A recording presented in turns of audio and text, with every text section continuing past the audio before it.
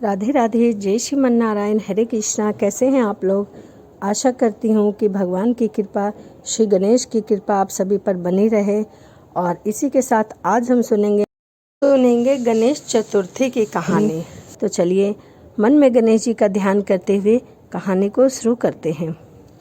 एक बुढ़िया माई थी जिसका नियम था प्रतिदिन रविवार को सवेरे सवेरे स्नान आदि करके घर को गोबर से लिपा करती थी। फिर भोजन तैयार कर भगवान को भोग लगाकर स्वयं भोजन किया करती थी। ऐसा व्रत करने से उसका घर अनेक प्रकार के धन धान से पूर्ण रहता था।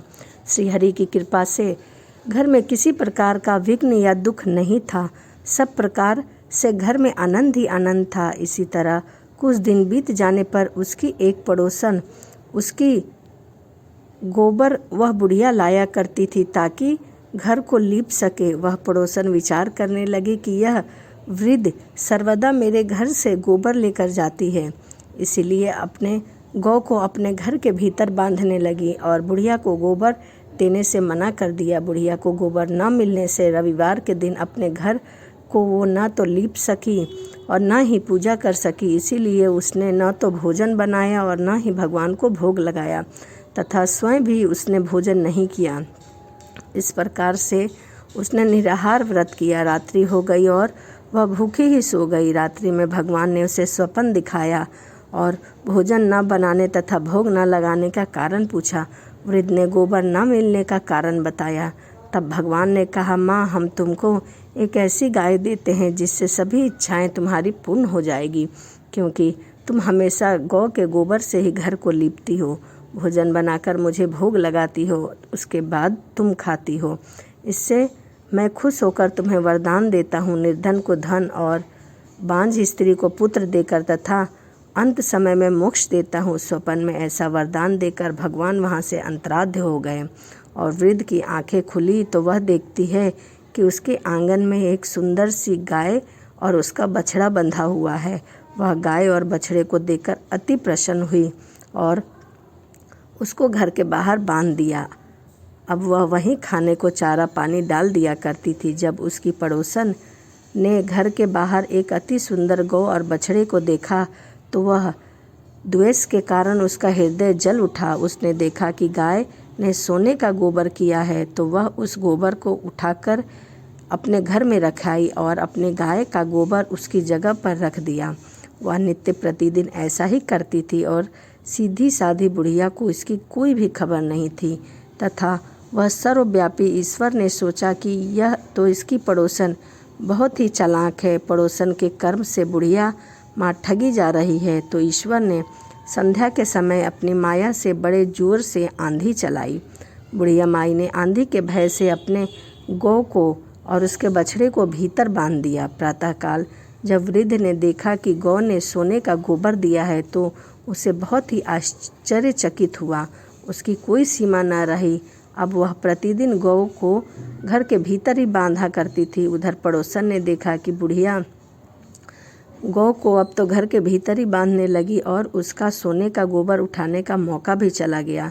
तो वह ईर्ष्या से जल उठी और कुछ उपाय न देखकर उसने राजा के सभा में जाकर कहा, महाराज, मेरे पड़ोस में एक वृद्ध रहती है, उसके पास एक गाय है जो सोने का गोबर देती है। आप जैसे राजाओं के ही योग्य है, वह नित्य सोने का गोबर देती है। आप उस सोने से प्रजा का कल्याण कर सकते हैं।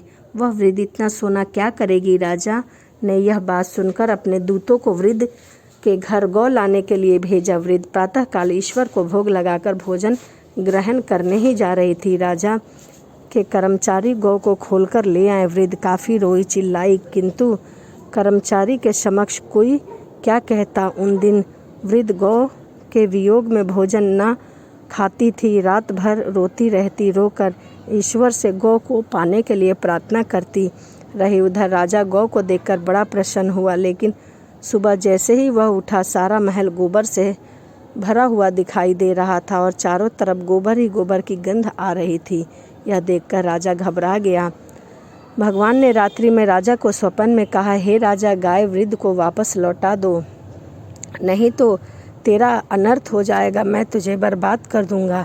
इसी में तेरी भलाई है। उस बूढ़ी अम्मा ने रविवार के व्रत से प्रसन्न होकर मैंने उसे यह गाय दी थी। प्रातः होते ही राजा ने वृद्ध को बुलाकर बहुत ही सम्मान के साथ धन और सम्मान सहित गौ और उसके बछड़े को दे दिया, लौटा दिया। उसकी पड़ोसन को बुलाकर उचित दंड दिया। इतना करने के बाद राजा के महल से गंदगी दूर हो गई। उसी दिन से राजा ने नगरवासियों को आदेश दिया कि राज्य में समस्त मनोकामनाएं पूर्ति के लिए रविवार का व्रत रखा जाए। व्रत करने से नगर के लोग सुखी जीवन व्यतीत करने लगे।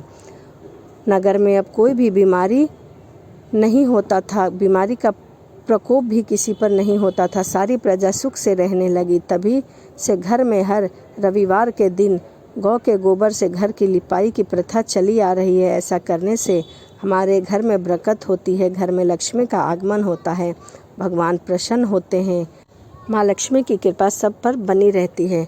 तो यह गणेश जी और रविवार की कहानी थी। वीडियो पूरा देखने के लिए आपको दिल से धन्यवाद। यदि मेरी वीडियो आपको अच्छी लगती हो तो प्लीज़ एक लाइक ज़रूर करिएगा। तो चलिए इसी के साथ वीडियो को समाप्त करते हैं और मिलते हैं अगली वीडियो।